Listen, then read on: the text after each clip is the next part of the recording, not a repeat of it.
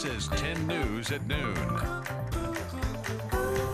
Welcome back. Time for my favorite part of the show. We're going to do some cooking here. If you're looking to make an easy and healthy appetizer, maybe for your next get-together or the Super Bowl party, Clinical Nutrition Manager at UT Medical Center, Virginia Turner, has a recipe for a fresh corn salsa. Virginia.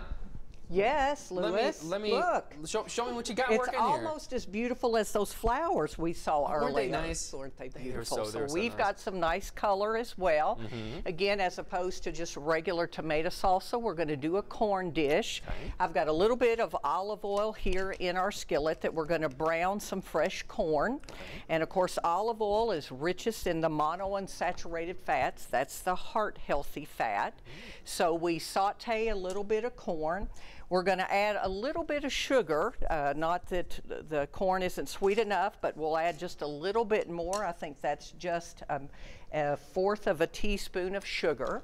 And then a little, don't want to do too much because I'm promoting something that's lower in sodium, but I'm doing a little bit of salt to taste and then a little bit, a little pinch of pepper as well. And so we continue to saute that.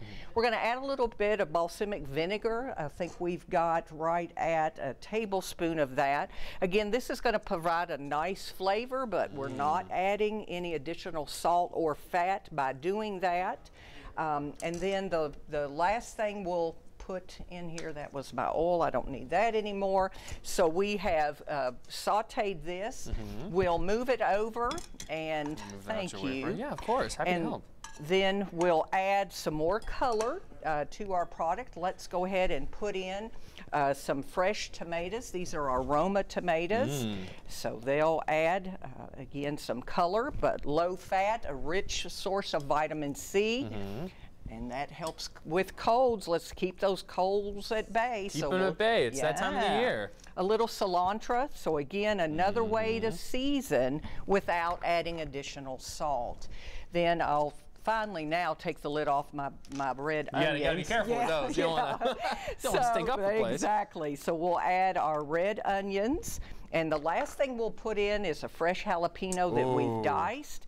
And as we were kind of saying earlier off the air, if you want to add a little bit more spice, then absolutely add a little more jalapeno to it. So how does this compare to other Super Bowl dishes you might see? Okay, so some of the other things that tend to be favorites at Super Bowls, I jotted down some information about just your basic sour cream and onion dip. So a serving size of our corn salsa is 4 tablespoons, and that only has 2 grams of fat and about 75 milligrams of sodium.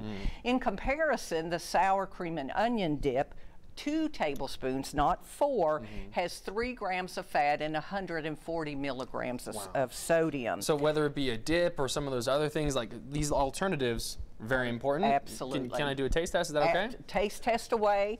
And while he's tasting, I got to get in there about my fried corn nuggets. Oh no. 1 fried corn nugget is 3.5 grams of fat, 60 milligrams of sodium. So 4 tablespoons of our wonderful corn salsa is so much better than 1 fried corn nugget. Tastes pretty good too. Good. Thank you so much, Virginia. Appreciate you. All right, coming up in the buzz,